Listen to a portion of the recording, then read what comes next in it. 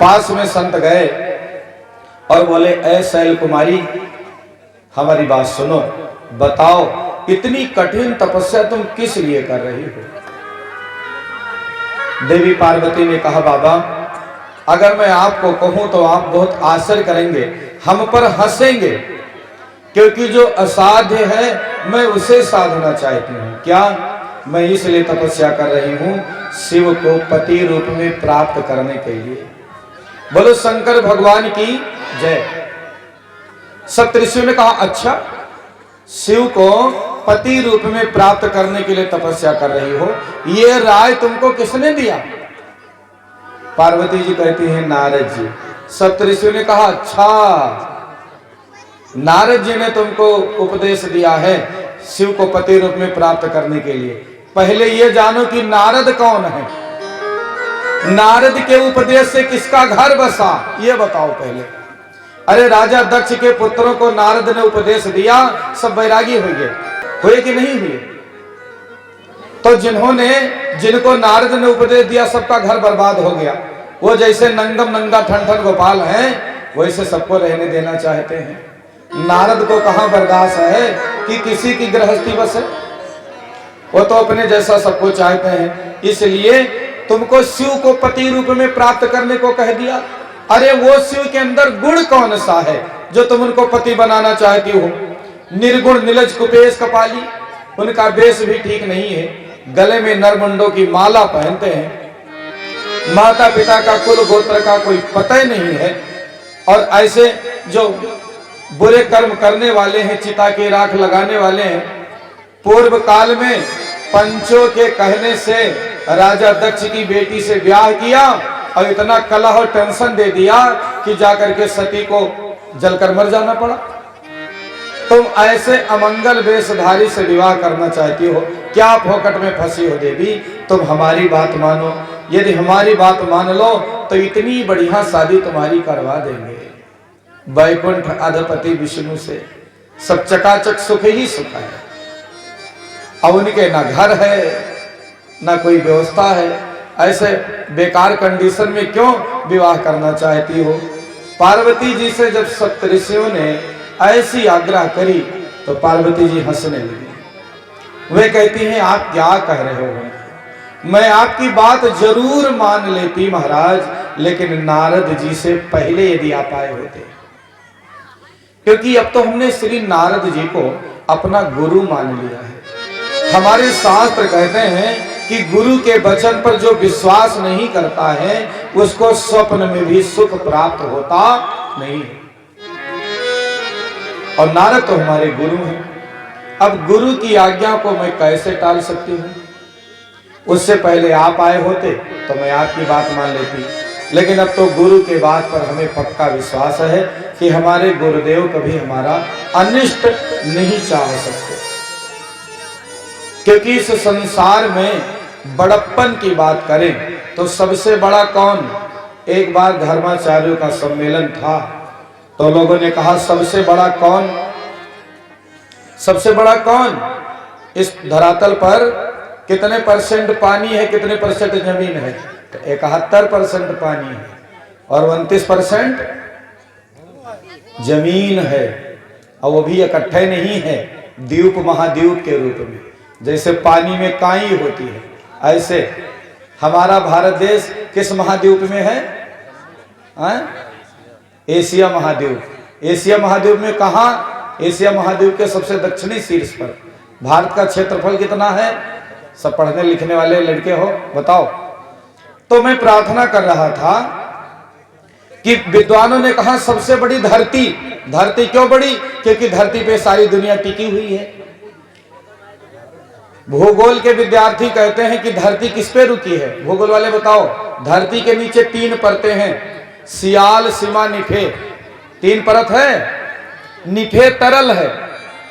जब आप post graduate में जाएंगे तो निफे का, जब भूगोल से एमए करेंगे या बीए में पढ़ेंगे तो विस्तार से जानकारी मिलेगी।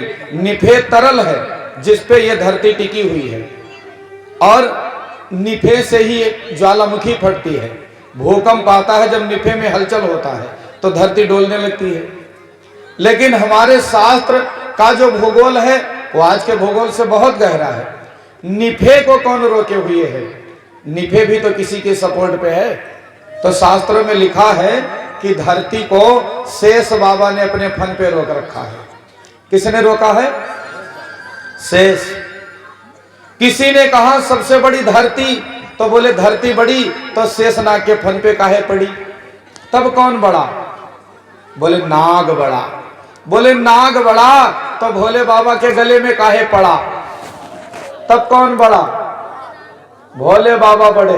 बोले भोले बाबा बड़े तो कैलाश पर्वत पर काहे खड़े? तब कौन बड़ा? कैलाश पर्वत बड़ा। बोले अगर पर्वत बड़ा तो बजरंगबली के हाथे में काहे पड़ा? तब कौन बड़ा? बजरंगबली बड़े। बोले बजरंगबली बड़े तो राम जी के चरण में काहे पड़े? तब कौन बड़ा? राम जी बड़े। बोले राम जी बड़े तो गुरु वशिष्ठ के चरण में काहे पड़े? तब कौन बड़ा? गुरु वशिष्ठ बड़े। अगर गुरु वशिष्ठ बड़े तो वह भी किसी के चरण में पड़े और कोई वो और नहीं, वह गुरु ही है, क्योंकि गुरु के आगे संपूर्ण संसार को झुकना पड़ता है। आज माता पार्वती सप्तऋषियों से कहती हैं, बाबा गुरु के वचन प्रतीत नजे ही सपने हो सुगम न सुख सिद्ध ते ही। जिसको अपने गुरु के वचनों पर विश्वास नहीं है उसको स्वप्न में भी न सुख मिलेगा न सिद्धि मिलेगी। इसलिए हमारे गुरुदेव ने कह दिया, अब चाहे अच्छा हो या बुरा हो हमें तो वही करना है, और चाहे करोड़ों जन्म लग जाए मुझे पति रूप में प्राप्त करना है तो शिव को, अथवा मैं कुंवारी रह जाऊंगी, विवाह ही नहीं करूंगी। जन्म कोट लगी रगर हमारी, बरो शंभु नत रहूं कुंवारी। या तो शंभु को पति रूप में वर्ण करूंगी अथवा कुंवारी ही रह जाऊंगी। तजौ न नारद कर उपदेशु, आप कहें सतवार महेशु।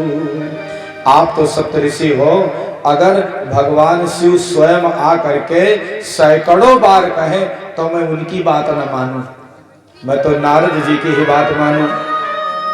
देख प्रेम बोले मुनि ज्ञानी, जय जय जगदम्बिके भवानी। जो परीक्षा लेने आए थे वो जय जयकार करने लगे, बोले आदि शक्ति जगदम्बे माता की।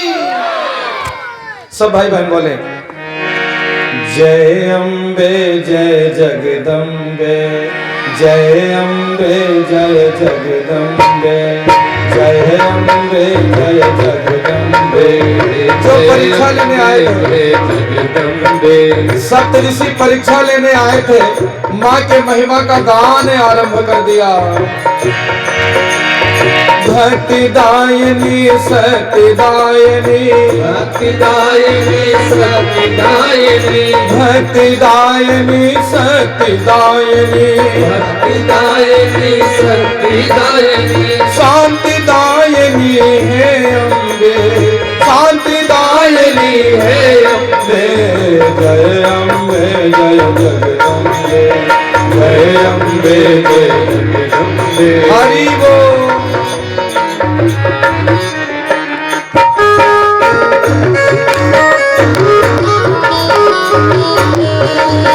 बोले आदि शक्ति जगदम्बे माता की जय हो।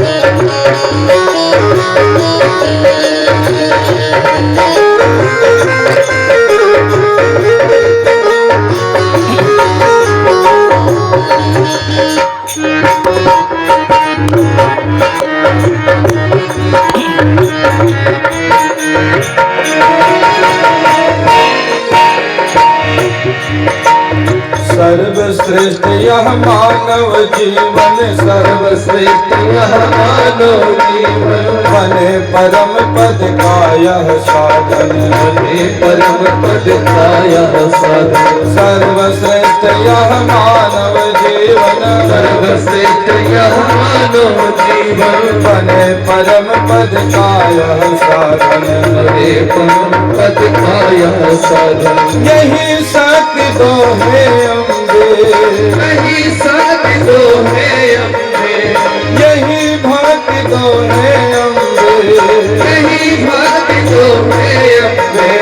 जय अम्बे जय जगदम्बे, जय अम्बे जय जगदम्बे, भक्तिदायिनी शक्तिदायिनी, भक्तिदायिनी शक्तिदायिनी, शांतिदायिनी है अम्बे, शांतिदायिनी है अम्बे। जय अम्बे जय जगदम्बे, जय अम्बे जय जगदम्बे, जय अम्बे जय जगदम्बे, जय अम्बे जय जगदम्बे। देखि प्रेम बोले मुनि ज्ञानी, जय जय जगदम्बिके भवानी। सप्त ऋषियों ने जय जयकार किया, धन्य हो माँ। आपके पिताजी जब बुलाने आए तो आप जरूर जाइएगा और सीधे जा करके सप्त ऋषि राजा हिमांचल से मिले, सारी बातों के बारे में उनको अवगत कराया। फिर सप्त ऋषि शंकर भगवान के पास गए। माता पार्वती की तपस्या और शिव के प्रति अगाध प्रेम का ऐसे विस्तृत चर्चा करी है सप्त ऋषियों ने कि भगवान सदाशिव भाव विभोर हो गए और पार्वती जी की महिमा सुनते सुनते उनके नेत्र बंद हो गए। एक बार पुनः भगवान सदाशिव समाधिस्थ हो गए।